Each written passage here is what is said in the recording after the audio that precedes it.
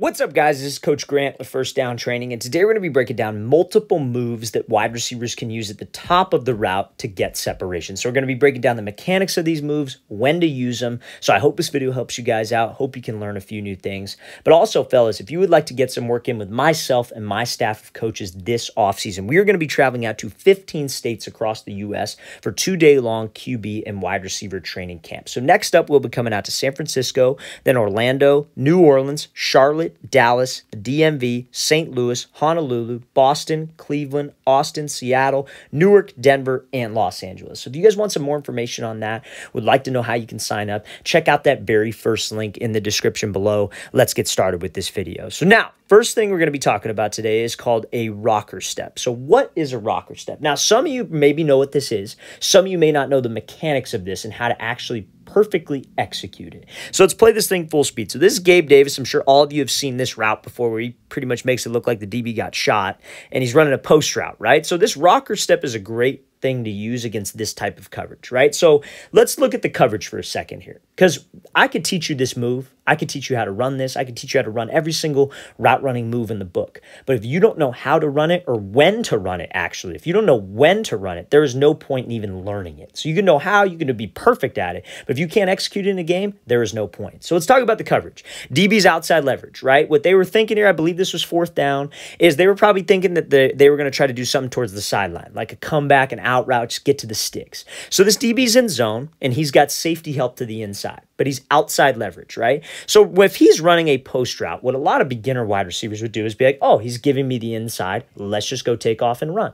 But what Gabe Davis does such a great job of is actually threatening his leverage, threatening his blind spot. Because a DB wants you to just take off and go run to the inside. Because what does he have inside? He has safety help. So a rocker step is a great way to threaten his leverage and to threaten that blind spot. So when you guys go here, obviously his blind spot is here. His blind spot is back in this area. He cannot see there. That's why they call it the blind spot. So the rocker step will threaten him there. So how you do a rocker step is you want to step to the side that you are going first. So if I'm running a post, I want to step inside first. I want to step with my inside foot. So that inside step is more important than people think. You got to make sure that step is hard, it's sudden, but it's also inside of your frame, because that step has to push you. We are trying to sell like we were running an out route, a corner route, a comeback, anything to the outside to get that DB to widen. So when that step is inside your frame and it's sudden, that allows you to push. It allows you to throw your hip to the outside. Now, one of the mistakes that wide receivers make on this rocker step is their upper half is very stiff. So they'll run into this break and they'll do this rocker step, but their hips and shoulders remain pointed downfield the entire time. Now, fellas, this move you could use against man coverage. You could use it against off man. You could use it against zone, but especially against man. What is a DB supposed to be watching? He's supposed to be watching your hips. So if he's looking at your hips and shoulders don't commit to the side of the break, they don't commit to the second step of the rocker, that DB's not going to bite at all. So we have to make sure that I'm sudden with the first step, it's inside my frame, I'm pushing to the outside, and my upper body is loose. A good saying that I like to tell my wide receivers is you want to try to show the DB the back of your shoulder. So you go 1, 2. I want to show him the back of my right shoulder, because that will ensure that you commit your hips to the break point. Now, when you do this, this is where a lot of wide receivers go wrong. And we're going to be talking about a bad example of a rocker step here in a second, and I'm going to show you guys another good example of it. But I'm actually not another good example. It's going to be more of like a triple rocker step and how you can build off of this. But let's talk about this first. When you guys do this movement with your hips and shoulders, it's so tempting to want to open up your toe. So like Gabe Davis does a great job of keeping his toe pointed vertical. He's loose with his upper half. He's selling with the upper half, but his toe doesn't open up. So many guys try to over-exaggerate. So their toe will be pointed towards the sideline of the cut leg.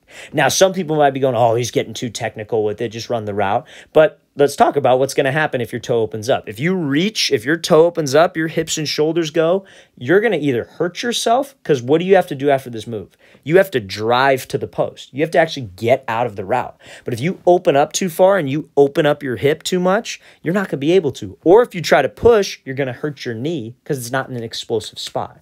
So try to keep those toes pointed forward. Stay with that weight on the middle arch of your foot. Be loose with the upper half so I could actually sell and get space, but also drive and explode out of this thing to win on this route. And then there's that safety help that we were talking about. So let's play this thing full speed one more time. Great job by Davis showcasing us this rocker step in perfect technique on this move. So now some of you got the terminology mixed up on a rocker step.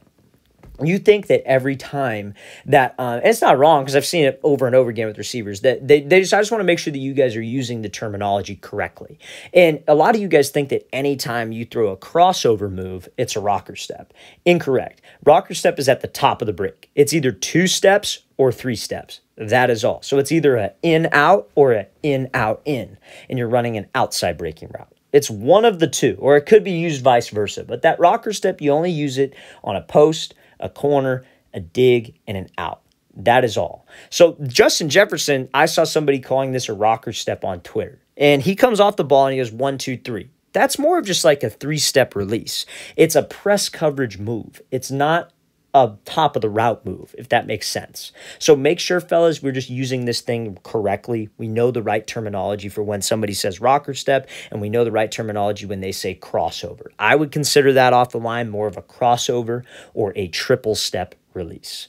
So now, with this rocker step, and we're going to show another move from Davante Adams after this in a second that's a little bit more on the advanced side. But let's talk about how you can build off of this rocker step. So he's running a 10-yard out, and he is going to be doing a triple rocker step. And Cooper Kupp is one of the best at this. But let's watch it full speed. So he comes up, instead of doing a 1, 2, he goes 1, 2, 3.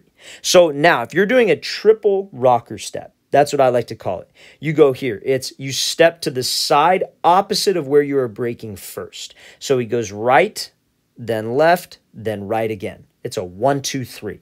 To sell, like maybe we are running the post. So we look at this coverage example, and this is exactly what Gabe Davis saw, right? DB's kind of shaded to the outside. His eyes are to the inside of the zone. He probably has help to the inside, whatever. Now, Cooper Kupp, maybe he's ran this post a couple times in this game. Maybe he's ran it a few times on film, and he's used a rocker step before. So this DB knows to expect anytime that you see a 1, 2, expect a post, because that's all he does. That's all he's been doing on a post route. But as a good wide receiver, I can make my routes look similar. I can make my post route look like my out route. I can make my out route look like a dig route. I can do many different things at the top of the route and have them all look somewhat similar. So that's why he decides to go with this. So you see how he goes here. He goes 1, 2, 3, gets him to jump inside, and now he runs this out route.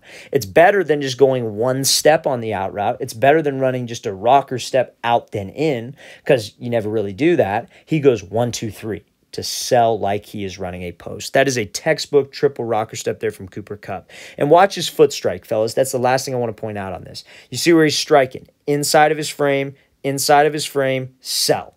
The last step of it has to sell. Could he have committed his hips and shoulders a little bit more? Yes. He does reach maybe a tad, but the first 2 steps, they're sudden, but they're inside of his frame, so he has balance and can push from cut to cut. That is how you do that triple rocker. Let's play this thing again, full speed one more time, and we're going to get into one more move here from Davante Adams, something we call a box cut. So what is a box cut? A box cut is not so much exactly how it sounds, but it's very similar to how it sounds because it kind of looks like a box, right? So when do you want to use a box cut? How do you use a box cut? So it is a 4-step cut. So like obviously I call it a box cut. Some people have called this a square cut, but I call it a box cut because there's 4 corners in a box. So you're essentially going 1, 2, 3, 4 at the top of the break. But the first 2 steps, the 1, 2, are a hip drop. And then the 3, 4 are more like a crossover, or in a way, like a rocker step that we were just talking about. I would consider it more of a crossover. So when he goes here, he goes up into this break. You want to snap down to the side that you were breaking first. Now, this move is not black and white. It has to be these types of steps. This is just how I would teach it for a wide receiver to best understand it. So if we're running an out route and I'm telling him to do a box cut, he's going to be snapping down with his outside foot because he's going to be going left, right, left, right. And the second left and right steps are the crossover steps, okay? I want you guys to make sure you have that down. So he goes here. Let's watch his feet. So he goes 1, 2, 3, 4.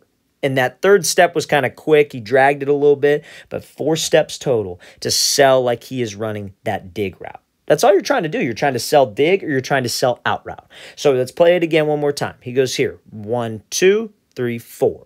Those 4 steps, the change in that tempo, because the first 2 steps that he takes drop his hips. I love this box cut against off coverage because it kind of forces the DB to have to react. You know, maybe you're a slot wide receiver, you're running a dig, and you have a safety lined up in front of you. And you snap down just like so. So you go here, 1, 2, and you change levels, you drop your pad level, you decelerate. That puts the DB on alert. He's thinking, oh crap, a move is coming. And then we throw a crossover. We sell with my upper half, hips and shoulders committed. You see how his toe stays forward so he could drive out, very similar to the rocker step. That gets him off the platform. So you could use this on an out route or you can use this on a dig route. But if you do this correctly, fellas, DB will not be able to stop this move. We just have to make sure we are selling. 1, 2, 3, 4. Now, if you were to do it on a dig in this situation, how would you do it? You would snap with the right leg instead. You would snap right, left, right, left. But there's a tempo. We hip drop, pick my feet up again, throw the crossover. This is a very advanced move, fellas, but if you can get this down, it's just another tool that you have in your tool belt to work that separation at the top of a dig or some kind of 90-degree break. So 1, 2, 3, 4. Great job with Adams using that box cut to create separation. I'm sure there are other names for it too, fellas. Just make sure that we know that's what I call it, at least. That's not what everybody calls it, but still, if that helps you remember, box cut is a great way to get open.